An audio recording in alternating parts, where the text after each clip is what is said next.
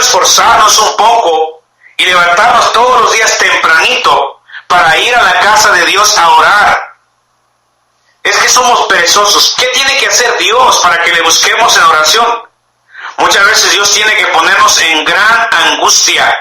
Hasta que no Dios trata con nosotros con mano dura, es cuando nosotros empezamos a buscar más a Dios en oración. Hasta que Dios puso al rey Manasés en gran angustia, allí en prisión, y que no le estaba yendo bien. Allí meditando, angustiado, fue cuando él empezó a orar y buscar a Dios.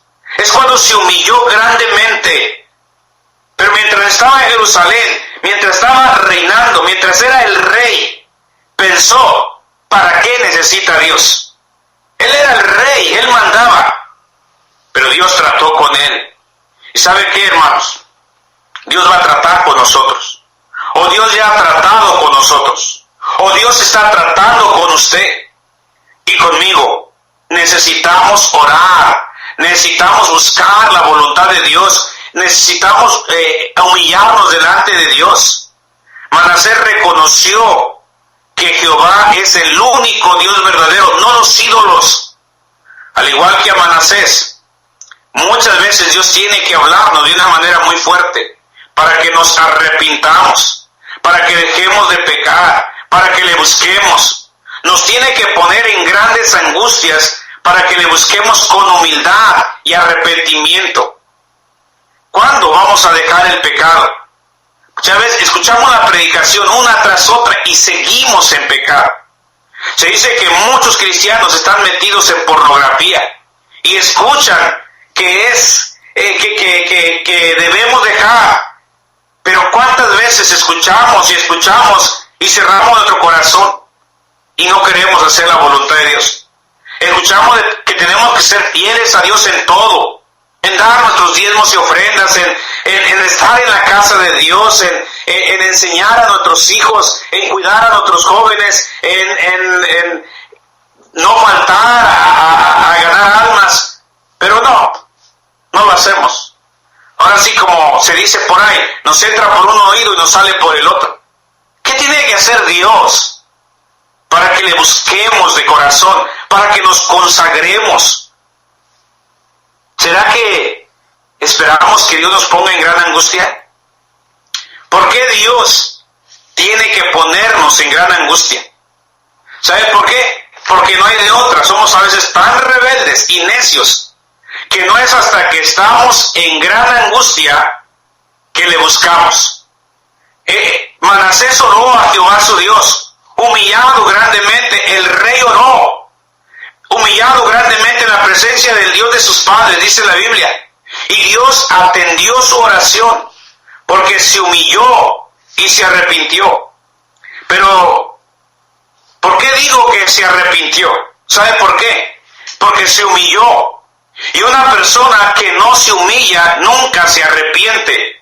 Y una persona que se arrepiente es porque se humilla. Déjese lo repito una vez más. ¿Por qué? Aunque dice la Biblia de esta manera, dice que él se humilló grandemente, oró. Yo no miro la palabra ahí que diga en estos versículos, se arrepintió, pero yo sé que se arrepintió. Le voy a decir por qué. Porque cuando una persona se humilla, se arrepiente. Porque para arrepentirse se necesita humildad. Y dice la Biblia que el rey Manasés se humilló grandemente. A mí me da mucha tristeza mirar hermanos que hacen cosas que no están bien, pero no se humillan. No se humillan. O sea, los mira uno con una actitud y a veces hasta quieren justificar su pecado echándole la culpa a otros. No, lo que pasa es que no se quieren humillar. Y uno como pastor, hermanos, usted que me escucha, tenemos que poner disciplina en la iglesia. Porque si no hay disciplina estamos mal delante de Dios.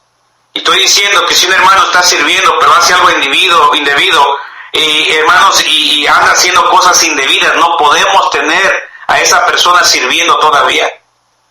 Y hay que disciplinarlo. ¿Y sabe qué pasa? Se voltean en contra del pastor, se enojan y siguen viniendo a la iglesia con una cara de altivos. No se humillan delante de Dios. No quieren reconocer su pecado. ¿Por qué digo que Manasés se arrepintió? Porque él se humilló grandemente. Y le repito, mire, una persona que no se humilla nunca se arrepiente. Nunca va a pedir perdón. Muchas veces tenemos que pedir perdón a toda la iglesia, porque nuestro pecado no solamente nos ofende o lastima o perjudica nuestras propias vidas y nuestra familia, sino a toda nuestra iglesia. ¿Cuánto daño le hace un cristiano que cae en adulterio a su propia iglesia? Y hay que pedir perdón a nuestra iglesia. Oh, pero para eso hay que humillarnos. Y ese es el problema, que muchas veces no queremos humillarnos. Y una persona que no se humilla nunca se arrepiente. Alguna vez hay que pedirle perdón a nuestra esposa porque muchas veces la ofendemos, la maltratamos. Alguna vez hay que pedirle perdón a nuestros propios hijos porque muchas veces no somos los padres que deberíamos ser para ellos. Muchas veces los golpeamos, los maltratamos porque tal vez no se portan bien. Pero déjeme decirle, ¿usted está siendo un buen padre? Muchas veces, sinceramente, no somos los padres que deberíamos ser, pero nos vamos en contra de nuestros hijos y no reconocemos nuestros propios errores paternales como padres. Y algunas veces creo que sí hay que pedirle perdón a nuestros hijos cuando les fallamos. Pero luego alguien dirá, ¿yo por qué? ¿Yo pedirle perdón a mi esposa? ¿Yo pedirle perdón a mis hijos? ¿Por qué? Claro que sí, tiene que pedir perdón. Cuando ofendemos, cuando les faltamos el respeto, cuando hacemos lo indebido, hay que pedir perdón a Dios. Pero también hay que pedir perdón a aquellas personas que hemos ofendido. Pero para eso se necesita humildad. Y le repito, una persona que no se humilla nunca se arrepiente. Y una persona que se arrepiente es porque se ha humillado. Por eso yo digo que Manasés se arrepintió, porque se humilló grandemente. Miren, hermanos, no se sienta mal en tener que pedir perdón. No se sienta mal en tener que hablar con alguien que se ha ofendido. Es más, creo que es de hombres saber pedir perdón. Y digo, es de una buena cristiana, de un buen cristiano, saber pedir perdón. Manasés se humilló grandemente, el rey se humilló y pidió perdón. Estamos hablando de un rey que fue malvado, perverso, sanguinario. Y mire, yo sé que muchos de los que andan ahí cortando cabezas y de los que andan ahí matando gente y los que andan haciendo se quedan cortos comparados con Manasés. Manasés fue un hombre sanguinario, perverso, que si estuviera hoy en día sería el más buscado, el criminal más buscado en todo el mundo. Fue perverso, fue malvado, pero él oró, pero él se humilló grandemente. Es lo que dice la Biblia. Y necesitamos aprender a humillarnos. Hay personas que aunque les va mal, no se humillan y se arrepienten. Aunque les llegue el agua hasta el cuello, no quieren arrepentirse. Prefieren morir que arrepentirse, como Jonás. Él sabía, Jonás, en el libro de Jonás, usted sabe la historia, yo creo. Y si no, lee el libro de Jonás. Pero él, lo único que tenía que hacer era arrepentirse, humillarse y obedecer a Dios. Y la tempestad se iba a terminar. Pero no. Él dijo, aviénteme al mar, le dijo a los marineros. Él prefirió morir antes que orar, antes que humillarse, antes que arrepentirse, antes que obedecer a Dios. Prefirió morir porque sabía que el aventarlo al mar era una muerte segura. Y así hay personas hoy en día, necios, tercos, no quieren humillarse, no quieren arrepentirse. Vienen con su cara de amargura, vienen con su actitud arrogante aún a la iglesia, pero no quieren arrepentirse, no quieren reconocer. ¿Qué tiene que hacer Dios para que nosotros nos tengamos que arrepentir y humillar? Nos va a poner en gran angustia, créalo. Ya está preparando el gran pez, créalo. Ya la cárcel ya está ahí lista para que entremos ahí. Ya va a llegar el día, porque o nos humillamos o Dios nos humilla, pero con Dios no se juega. Dios, hermanos, está esperando que nos humillemos, que oremos.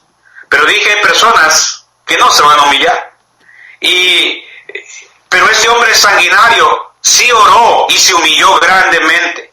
Dios atendió su oración. Y note lo interesante aquí. Dice el versículo 12, dice el 13, y habiendo orado a él, fue atendido, pues Dios oyó su oración y lo restauró a Jerusalén, a su reino. Entonces reconoció Manasés que Jehová era Dios. Note, fíjese, Dios lo restauró, Dios lo regresó a su reino. Allá estaba en Babilonia, allá estaba en la prisión, pero Dios, al escuchar su oración, al mirar su humillación, Dios lo restauró. ¿Cómo Dios va a restaurar nuestro matrimonio si no nos humillamos? ¿Cómo Dios va a restaurar nuestra iglesia si no nos humillamos? ¿Cómo Dios va a restaurar nuestro hogar, nuestra familia y tener mucha más paz, bendición y felicidad que antes teníamos? ¿Me entiendes? Si no nos humillamos. Yo creo que si nos humillamos, Dios puede bendecirnos de una manera todavía más grande de lo que ya nos ha bendecido.